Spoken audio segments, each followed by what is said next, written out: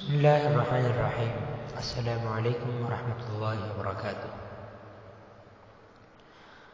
ایک طالب علم کی کہانی آپ کی خدمت میں لایا ہوں۔ مضمون کچھ اس طرح ہے: کب تک مدرسے میں پڑھے پڑھے اپنی دوسروں کی زندگی ضائع کرتے رہو گے؟ ان قریب مدارس دینیہ کھلنے والے ہیں اور ہزاروں طلباء مدارس میں جانے والے ہیں۔ کاش کے طلباء مدرسے جانے سے پہلے اس کو ضرور سن لیں اور عمل کر لیں۔ اور اس کہانی کا نام ہے ارمانوں کا خون۔ آج صبح ہی سے گھر پر ایک خاص قسم کی ہلچل تھی۔ کوئی بھاگ رہا ہے، کوئی دوڑ رہا ہے، کوئی بازار میں سامان لینے جا رہا ہے۔ ابا تو آج صبح سویرے بغیر نہائے دھوئے کام پہ نکل گئے۔ بڑی بہن کی پھرتی قابل دید تھی۔ وہ امی کے ساتھ مل کر ٹفن تیار کر رہی تھی۔ چھوٹی بہن ادھر سے ادھر کو کودتی جا رہی تھی کہ بھیا آج مدرسے کو جائیں گے۔ اتنے میں چھوٹے بھائی کی آواز آئی: اماں، میں بھیا کے لیے ناشتہ اور ضروری چیزیں لے آتا ہوں۔ غرض یہ کہ گھر بھر میں عید کا سامان تھا اور ایک میں تھا جو گال پھلائے، شکنے چڑھائے زمانے بھر سے بیزار بیٹھے تھے۔ دل میں تو بار بار آ رہا تھا کہ آج تو جی لگا کر کے ہی دیتے۔ مجھے مدرسہ نہیں جانا، تم لوگ یہاں مزے کرتے ہو اور میں میلوں دور وہاں جھک ماری کرتا ہوں۔ بہت ہو گیا، اب کیا میں کسی بھی حال میں مدرسے نہیں جاؤں گا؟ دل ہی دل میں طرح طرح کے خیالات آتے اور جاتے رہے۔ دماغ وسوسوں کا جال بنتا اور پھر خود بخود ٹوٹ جاتا۔ قسم کے ڈائلاگز ذہن میں کل بلاتے اور پھر بلی کی گردن میں گھنٹی باندھنے کا موقع آتا تو اپنی موت آپ مر جاتے۔ اسی سوچ بچار میں کوچ کا وقت ہو گیا، یعنی جانے کا وقت ہو گیا، اور پرے دل کے ساتھ دلخ میں مارے اور اٹھ گیا۔ بیچاری امی پکارتی رہی کہ بیٹا سفر ہے، کچھ تو کھا لو، مگر یہاں گھر چھوڑنے کے غم کے ساتھ غصہ اس پر بھی تھا کہ ابا نے صرف 2000 روپے کیوں دیے۔ ہائے ہائے ہائے! لہٰذا یہ غصے کا اظہار ضروری تھا۔ ابا یہ سارا ماجرا دیکھ کر سمجھ گئے کہ اصل درد کہاں ہے۔ بغیر کھائے چپ چاپ اٹھے اور بیڈ روم سے اپنا کرتا اٹھا لائے اور جیب میں جتنے پیسے تھے ریزگاری سمیت 300 روپے سب نکال کر دے دیے۔ یہاں تک کہ آخر میں 1 روپے کا سکہ نکل آیا، وہ بھی دے دیا۔ خدا جانے ذہن پر کس قسم کا بھوت سوار تھا کہ کچھ سوچے بنا وہ 1 روپیہ بھی لے لیا۔ کن آنکھوں سے دیکھا کہ گھر کے سبھی افراد کو میری یہ حرکت نہایت ناگوار گزری، مگر کسی نے کچھ کہا نہیں، تو میں نے بھی اپنے خیال کو ایسے ہی جھٹک دیا جیسے بے وقت آئی ہوئی مکھی اڑائی جاتی ہے۔ خیر ابا تو ایک لقمہ بھی نہ کھا سکے تھے، امی نے بھی زبردستی 2 لقمے ٹھونسے اور اٹھ گئی۔ سب لوگ ہاتھ دھو کر مجھ کو رخصت کرنے کے لیے تیار ہو گئے۔ چھوٹے بھائی نے، جسے پہلے مہینے فیس نہ بھرنے کی وجہ سے اسکول سے نکال دیا گیا تھا، بیگ اٹھایا۔ امی نے مسکراتے ہوئے ڈھیر ساری دعاؤں سے نوازا اور ماتھا چوم کر بلائیں لی۔ ابو نے سر پر ہاتھ پھیرا، کچھ نصیحتیں کی، جس کا آخری جملہ یہ تھا: بیٹا محنت سے پڑھنا، وقت ضائع مت کرنا، ہم بڑی مشقتوں سے تمہیں پڑھا رہے ہیں۔ نہ جانے اس جملے میں کیا کسک تھی کہ بے اختیار آنکھیں اوپر اٹھ گئی اور دل کام کر رہ گیا۔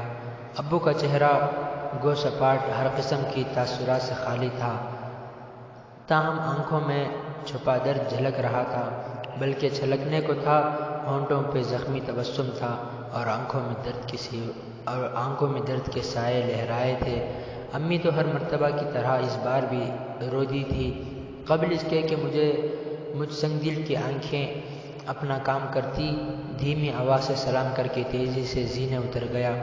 آج پہلی مرتبہ چھوٹا بھائی خاموش تھا۔ میں نے چھیڑا تو اسے بھی آج ہی ابلنا تھا۔ کہنے لگا: بس بھیا، کیا بتائیں، آپ کے جانے کے بعد گھر کی کیا حالت ہوتی ہے۔ آپ کے جاتے ہی چھوٹی بہن پھوٹ پھوٹ کر رو دیتی ہے۔ امی بیڈ روم میں جا کر بستر پر اوندے منہ گر جاتی ہیں۔ بڑی بہن بالکنی میں کھڑے کپڑوں کے بجائے آنسو سکھا رہی ہوتی ہے۔ ابو ان سب کو چھوڑ کر پتہ نہیں کیوں ہمیشہ باتھ روم میں چلے جاتے ہیں۔ تمہارے جانے کے بعد اکثر گھر میں 8 دن تک صرف کھچڑی پکتی ہے، جیسے سب گھر والے اچار یا چٹنی کے ساتھ ملا کر کھا لیتے ہیں۔ سب سے برا حال گھر پر امی کا ہوتا ہے۔ بسا اوقات 3 دن تک کچھ کھاتی نہیں ہے، ایک چپ سی لگ جاتی ہے۔ پورا ہفتہ گزر جاتا ہے اور ہم لوگ امی کے منہ سے ایک جملہ سننے کو ترس جاتے ہیں۔ رات کو چپکے میں دیکھتا ہوں، امی کروٹیں بدلتی رہتی ہیں۔ تمہیں پتہ ہے، ایک مرتبہ اچانک رات کو میری آنکھ کھلی، کسی کے رونے کی آواز آ رہی تھی۔ دیکھا کہ امی جان مصلی پر بیٹھی دعا مانگ رہی ہیں۔ میں قریب ہی تھا، ہچکیوں کے درمیان صرف اتنا سن پایا کہ اے اللہ میرا معاذ۔ اس بچے کا نام معاذ تھا۔ صبح جب میں نے ابو کو قصہ سنایا تو ابو کہنے لگے، بیٹا تمہاری امی تو 20 مرتبہ رات کو اچانک اٹھ کر بیٹھ جاتی ہے۔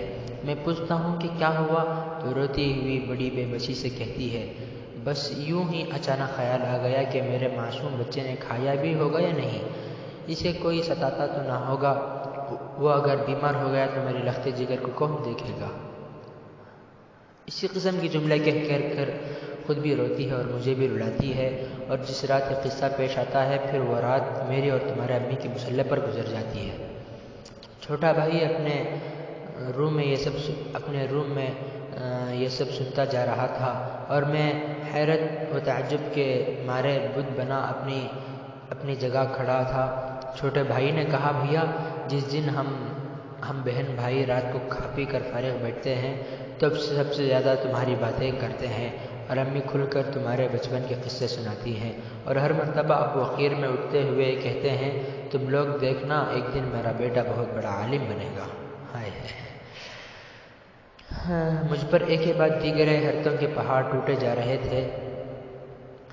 بلڈنگ کے نیچے کھڑے ابھی یہ باتیں چل رہی تھی کہ میرا جگری دوست خالد آدم کا اور اپنے بے تکلفانہ انداز میں کہنے لگا، بس کیا یار اتنی جلدی چل دیے، ابھی تو آئے تھے۔ میں مسکرا کر ٹال گیا تو اسے کچھ یاد آ گیا، کہنے لگا، یار آج صبح غضب ہو گیا، تمہارے ابو صبح سویرے حاجی جنید کے سامنے سر جھکائے کھڑے تھے اور حاجی چلا کر کہہ رہا تھا، صبح بھیکاری قرض مانگنے آ جاتا ہے، حیثیت نہیں ہے تو اپنے بیٹے کو نوکری پہ لگا کیوں حرام کا مدرسے میں ڈال رکھا ہے، اور اس سے پہلے والے سال بھی تو بچے کے بہانے قرض لے گیا تھا، وہ تو ابھی تک نہیں دیے، اور پتہ نہیں حاجی کیا بکتا رہا۔ آخر میں کالر پکڑ کر اس نے ابا کو ایک تھپڑ مار دیا اور جیب سے 2000 کی نوٹ نکال کر یہ کہتے ہوئے منہ پر ماری کہ لے بھیکاری، آئندہ ہفتے کسی بھی حال میں مجھے سب پیسے واپس چاہیے۔ ابو نیچے گری ہوئی نوٹ اٹھا کر سر جھکائے آگے بڑھ گئے۔ صبح کا وقت تھا، سناٹا تھا، یہ منظر میرے سوا کسی نے نہیں دیکھا۔ مجھ سے برداشت نہ ہو سکا، میں نے لپک کر پوچھا، چچا جان اب تو محلے کے شریف اور عزت دار آدمی ہے، آخر اس کمینے حرامی بوڑھے سے اتنا دبنے کی کیا ضرورت ہے؟ یہ سب ذلتیں کیوں برداشت کر رہے ہیں؟ کیا ہم دوست لوگ مل کر اس بوڑھے کو ٹھکانے لگا دیں؟ ابا جی کی آنکھ میں آنسو آ گئے، کہنے لگے، نہیں جی، اگر میں 2000 لے کر نہیں گیا تو میرا بیٹا مدرسے نہیں جا پائے گا، اور میں اس کو پڑھا کر جنت کمانا چاہتا ہوں، دائمی جنت کے لیے عارضی ذلت برداشت کر رہا ہوں۔ یہ قصہ سن کر میرا یہ حال تھا کہ کاٹو تو بدن میں خون نہیں۔ میری نظروں کے سامنے گھر سے نکلتے وقت پیسوں والا قصہ گھوم گیا۔ میں اپنے آپ کی نظر میں ذلیل ہو گیا تھا۔ چھوٹا بھائی مجھے دیکھ رہا تھا مگر میں اس سے نظر ملانے کے قابل نہ تھا۔ مجھے زمین اپنے پیروں تلے کھسکتی ہوئی محسوس ہوئی۔ خالد تو یہ حادثہ سنا کر چلا گیا اور چھوٹا بھائی بیگ اٹھا کر چپ چاپ آگے کو چل دیا۔ میں بوجھل قدموں کے ساتھ اس کے پیچھے ہو لیا۔ مسجد کے قریب ہی ناظرے کے بوڑھے استاد مل گئے۔ انہوں نے بڑی شفقت کے ساتھ سر پر ہاتھ پھیرا، دعائیں دی اور کہا کہ بیٹا محنت سے پڑھنا، بڑی مدت کے بعد اس بستی سے کوئی عالم بنے گا، تم سے بڑی امیدیں وابستہ ہیں، تم ہماری پونجی ہو، اپنے آپ کو ضائع مت کر دینا۔ میں انہیں کیا جواب دیتا کہ اب تک کی زندگی تو ضائع ہی کیے جا رہا تھا۔ بستی سے نکلتے وقت اچانک کسی نے آواز دی، رک جاؤ بیٹا۔ مڑ کر دیکھا تو بستی کے بوڑھے بابا جی تھے۔ بڑی مشکل سے چوراہے پر بچھی چارپائی سے اٹھے، لکڑی کے سہارے ٹیک لگاتے ہوئے آئے۔ قریب آ کر محبت پاش نظروں سے دیکھا اور آپ دیدہ ہو کر کہنے لگے، تم مدرسہ جاتے ہو؟ دل بڑا خوش ہوتا ہے بیٹا، ہم گنہگاروں کے لیے دعا کرنا۔ اپنی زندگی میں تو کچھ نہ کر پائے، اب تم جیسے بچوں کے سہارے جی رہے ہیں کہ جنت میں تم جاؤ گے تو ہمارا دامن پکڑ کر پیچھے پیچھے ہو لیں گے۔ ہاں دیکھو، اس دن اپنے گنہگار بابا جی کو بھول مت جانا۔ بندہ سر جھکائے شرمندگی کے ساتھ ان کی گزارشات سنتا رہا اور اپنی حالت پر افسوس کرتا رہا۔ اس کے بعد ہم آگے بڑھے، اسٹیشن پہنچے، ٹرین نکلنے کو رہا۔ بھائی نے باہر سے بیگ پھینکا اور ٹرین فراٹے بھرتی ہوئی تیزی سے دوڑنے لگی۔ میں سامان وہیں دروازے پر چھوڑ کر کھڑا ہو گیا۔ محبوب وطن کی گلیاں نگاہوں کے سامنے سے گزر رہی تھی۔ کبھی ابو جی کا غمزدہ چہرہ سامنے آ جاتا، کبھی روتی ہوئی امی یاد آ جاتی، کبھی چھوٹی بہن کا سراپا نگاہوں کے سامنے گھوم جاتا، کبھی چھوٹا بھائی ہاتھ لہراتے نظر آتا، کبھی شفقت فرماتے ہوئے مکتب کے استاد جی دکھائی دیتے، اور کبھی بابا جی کے لجاجت بھری درخواست جگر کے ٹکڑے ٹکڑے کر دیتی۔ پھر پتہ نہیں اچانک مجھے کیا ہوا کہ میں دروازے پر کھڑے پھوٹ کر اتنا رویا کہ شاید واویل ہی کبھی زندگی میں اتنا رویا ہوگا۔ یہ احساس زیاں کے آنسو تھے جو اب تک کے ضائع شدہ زندگی پر بہہ رہے تھے۔ یہ اپنوں کے ارمانوں کا خون تھا جو آنسو کی شکل میں جاری تھا۔ پیارے طالب علم بھائیوں، بے شک مذکورہ بالا سطریں تخلیاتی ہیں، لیکن اگر گھر سے نکلتے وقت عبرت کی آنکھیں کھلی رکھی جائیں، اپنے گرد و پیش پر نظر دوڑائی جائے تو یہ سارے مناظر کھلے آنکھوں دیکھے جا سکتے ہیں۔ جب تک تم گھر سے نکلو تو ابا کی زخمی مسکراہٹ کو غور سے دیکھا کرو، تمہیں ان میں کچھ انکہی کہانیاں نظر آئیں گی۔ کبھی غور کیا کہ امی کے ہونٹ مسکراتے ہوئے کپکپا کیوں جاتے ہیں؟ کبھی سوچا کہ بہن دروازے تک کیوں نہیں آتی؟ اس لیے کہ کہیں اس کے آنسو دیکھ کر تمہارے حوصلے چھوٹ نہ جائیں۔ گھر کا ہر فرد لاکھوں غموں کے باوجود خوشی خوشی تمہیں رخصت کرتا ہے، صرف اس لیے کہ تمہاری ہمت نہ ٹوٹ جائے۔ ورنہ کون بھائی بہن ہے جو اپنے بھیا کی جدائی پر نہ روئے؟ کون باپ ہے جو اپنے جگر کے ٹکڑے کی فرقت پر ہنس رہا ہو؟ اور دوستوں، کون سی ماں ہے جو لب پر تبسم سجائے اپنے پیارے بیٹے کی جدائی دیکھتی رہے؟ بخدا ان سب پر ہماری جدائی شاق ہے۔ ابو جی کو محلے کے ذلیل آدمیوں سے گالیاں کھانے کا شوق نہیں چراتا اور ہمارے لیے گالیاں سنتے ہیں۔ وہ صرف اور صرف ہمارے لیے پسینے میں ڈوب کر محنت کرتے ہیں۔ مکتب کے استاد جی 2000 کی تنخواہ پر برسوں سے ٹکے ہوئے ہیں، صرف اس تمنا میں کہ بستی کا کوئی بچہ میرے نظروں کے سامنے عالم بن کر آ جائے اور اس امانت کو سنبھال لیں۔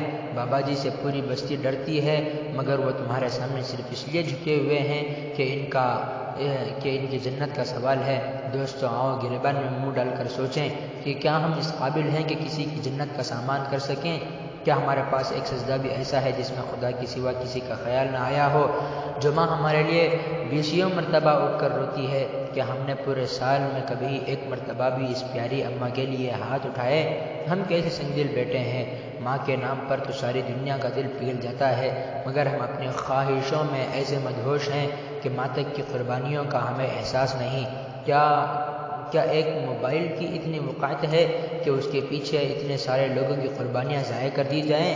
کہ ہمارے بیہودہ گپ شپ اتنی قیمتی ہے کہ ہم کسی کے ارمانوں کا خون کر دیں؟ کیا مدرسے کے عارضی دوستوں کی اتنی قدر ہے کہ ان کے لیے پڑھائی چھوڑ کر اپنوں کی تمناؤں کا جہاں اجاڑ کر رکھ دیں؟ کب تک بے مقصد زندگی جئیں گے؟ کب تک مدرسے میں پڑھے اور دوسروں کی زندگی ضائع کریں گے؟ یاد رکھو دوستوں، آج اگر ہم کسی کے ارمانوں کا خون کرتے ہیں تو کل کو ہمارے عزیز بھی ہمارا ارمانوں کا خون کریں گے۔ آج اگر ہم کسی کے قربانیاں رائے گاں کیے بیٹھے ہیں تو کل کو ہماری قربانیاں بھی رائے گاں جائیں گی۔ پیارے بھائیوں، اس ابو کا واسطہ جو ہمارے لیے ذلتیں جھیل گیا، اس اماں کا واسطہ جس کا کوئی پل ہماری یاد کے بغیر نہیں گزرتا۔ اس شفیق استاد کا واسطہ جن کی دعائیں ہمارے نام کے بغیر پوری نہیں ہوتی، اپنی زندگی پر غور کرو، خدا را وقتی لذت کے لیے دائمی ذلت کا سودا نہ کرو۔ دوستوں، آؤ آج میں اور آپ مل کر ارادہ کرتے ہیں کہ اب کے مدرسے کی زندگی کچھ الگ زندگی ہوگی۔ اب کے شب و روز مقاصد کے ساتھ گزریں گے۔ اب محفلوں میں اور لغویات میں وقت ضائع نہ ہوگا۔ اب کے اساتذہ کے احترام میں ذرہ برابر کمی نہ ہوگی۔ اب کے ایسی محنت ہوگی کہ دوسروں کو ترس آ جائے گا۔ اس مدرسے میں ہم اپنے اللہ کی محبت لینے کے لیے آئیں گے۔ اب کے رات کو اٹھ کر روٹھے ہوئے پیارے اللہ سے معافی مانگیں گے۔ اب کے نافرمانی والی زندگی کے بجائے اطاعت والی زندگی گزاریں گے انشاءاللہ تعالی۔ ہاں محترم بھائیوں، اس کو سنیں اور آگے بھی بھیجیں کہ ہو سکتا ہے کسی نہ کسی طالب علم میرے بھائی کو سن کر اس پر نصیحت حاصل کرنے کی توفیق مل جائے۔